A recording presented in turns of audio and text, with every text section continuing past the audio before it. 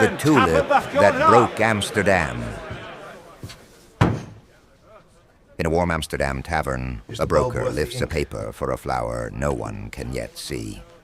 Outside, the canal is black with winter. Inside, candlelight trembles on pewter cups and damp wool. A tulip, still sleeping underground, is suddenly worth a fortune. And tonight, no one reaches for it. To understand why that silence mattered, you have to enter the Dutch Republic at its richest. In the 1630s, Amsterdam was one of Europe's great commercial capitals. Ships arrived with timber, grain, sugar, salt, silk, pepper, and porcelain. Wealth moved through quays, warehouses, and counting houses, but also through paper, through credit, contracts, and confidence. The city was disciplined, proud, and astonishingly modern. Yet for all its arithmetic, part of its imagination had been captured by a flower. The tulip had come into Europe from the Ottoman world in the late 16th century. It was exotic, difficult, and unlike the familiar flowers of northern gardens. In Leiden, the botanist Carolus Clusius cultivated tulips in the 1590s, studying them with the seriousness other men gave to medicine or maps. Some blooms did something stranger still. Their petals broke into streaks and flames of crimson, violet, and rose. Later science would explain that beauty as tulip-breaking virus. To 17th century eyes, it looked like a miracle. That miracle had a price. The most beautiful broken tulips were weak and slow to multiply. The very condition that made them desirable also made them scarce. Wealthy collectors prized them for the same reason they prized paintings, shells, curiosities, and formal gardens. They signaled taste, learning, and access. In a republic where merchants built status with objects rather than noble titles, a flower could become a social weapon. By the early 17th century, tulips had moved from botanic gardens into elite collections, and from collections into trade. Growers, dealers, and buyers formed a small but active world in towns like Haarlem, Alkmaar, and Amsterdam. Modern historians who returned to the archives found something narrower than the legend. This was not all Holland losing its mind at once. The market seems to have involved mostly merchants and skilled artisans, often linked by family, neighborhood, or religion. They did not scream on the Amsterdam exchange. They met in taverns, in informal groups called colleges, under candlelight, with wine, witnesses, and confidence. And confidence mattered because for much of the year there was no flower to hand over. Tulips bloomed in spring and were lifted in summer, but the great price surge came in winter, when the bulbs were still in the ground. Traders increasingly bought and sold future delivery contracts. The Dutch later called this wind handel, the wind trade, because what changed hands most quickly was not bulbs, but expectation. At first that did not seem absurd.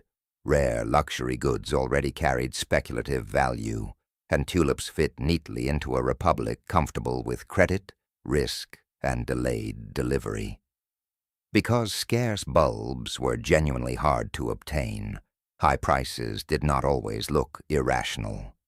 The famous Semper Augustus, with white petals flamed in red, became the symbol of the age. Later writers claimed single bulbs were worth the price of a grand house. Some astonishing prices for rare bulbs are documented, but the wildest house for flower stories are disputed and often rest on satire or later retellings, rather than firm contracts. Then the market changed. Through late 1636 and into January 1637, prices climbed faster. Even more ordinary bulbs began drawing eager buyers. A man no longer needed to imagine a splendid flower in his own garden. He only needed to imagine the next buyer and the next price. That belief that someone tomorrow will pay more than someone pays today is the engine beneath every bubble. Still, tulip mania was not the total social breakdown later writers loved to describe. There is no strong evidence that the whole republic was pawning its future for petals. There is no credible trail of crowds ruined beyond recovery or leaping into canals. Much of that imagery came from satirical pamphlets printed after the collapse, then from later moralizing writers who preferred a cautionary fable to a careful history. The truth is quieter and more unsettling, because it shows how a relatively sophisticated market can mislead itself without becoming universal madness. In early February 1637, the spell broke. The precise trigger is uncertain.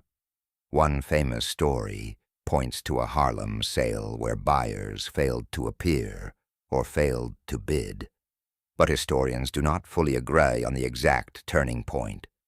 What matters is that prices stopped rising, and once they stopped rising, the whole architecture of expectation weakened at once. Without a higher bidder, a contract became a trap. What vanished first was not property, but confidence, future profit, imagined gains, paper fortunes. In many cases, the bulbs themselves were still in the earth, and little cash had changed hands. Some traders certainly faced losses, especially where unsettled contracts became hard to enforce. Authorities hesitated. The trade had grown in a gray zone between commerce and gaming, and many disputes were pushed toward negotiation, compromise, or limited cancellation rather than clean legal settlement. And Amsterdam. Amsterdam kept moving. Ships still entered the harbor, merchants still financed voyages, credit still functioned. The Bank of Amsterdam remained central to European trust. The tulip trade had been real, the surge had been real, and the shock of the reversal had been real. But the Dutch economy was not wrecked. Modern scholarship strongly suggests the legend of national ruin is larger than the damage. So why does the story endure? Because it is irresistible. A civilization at the height of reason undone by a flower that flatters every later age. It lets us imagine that madness belongs to other people, in old taverns under chandeliers, speaking another language. But the deeper lesson is not that the Dutch once went insane over petals. It is that markets can attach enormous value to fragile things when those things become vessels for status, taste, hope, and resale. That is why the first silence matters. In that tavern, when the broker raises a paper for a flower buried in winter soil and no one answers, Amsterdam does not collapse. No fleet burns. No cathedral falls. What ends is a shared dream about what another buyer will believe tomorrow. A tulip did not literally break Amsterdam, but for a brief winter, it exposed how much of Amsterdam's brilliance already rested on invisible faith. Faith in paper, reputation, prices, and the future itself. When spring returned, the bulbs came up anyway. They opened over canals and behind brick walls, lovely and useless and still desired. The flower survived the fantasy built around it. Beauty remained.